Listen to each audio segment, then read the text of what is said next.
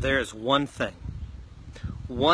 that bothers me about the discussion and the talk of child abuse prevention.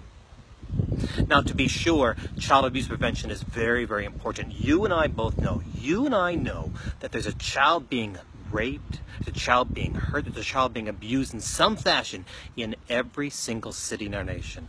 You and I know it happens in every single community, and sometimes it happens in every single neighborhood.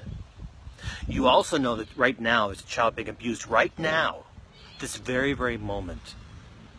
You and I know there's a child being abused in some way every single moment in this nation. But here is the one thing that bothers me about the discussion of child abuse prevention, and that is this. The discussion, the talk. You see, it's just that. It's talk. When you know of a child yourself, when you know that your friend or your family member is raping, is hurting, is abusing a child in some way, and you don't do anything about it.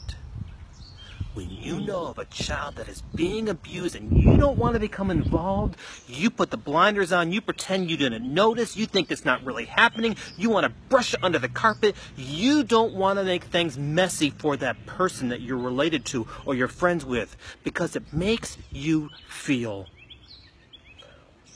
uncomfortable. When you see the marks and the bruises on the child that you know, and you do nothing about it because you don't want to become involved, and it makes you feel uncomfortable.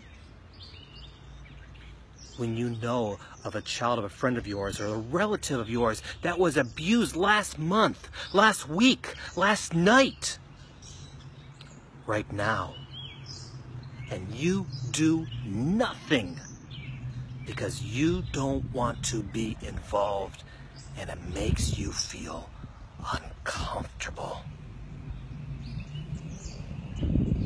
When are you going to get out of that comfort zone? When are you going to do something about it? Ask yourself this. Ask yourself this question. The child that you know that is being abused by somebody that you know, is that child hoping? Is that child praying that you stand up?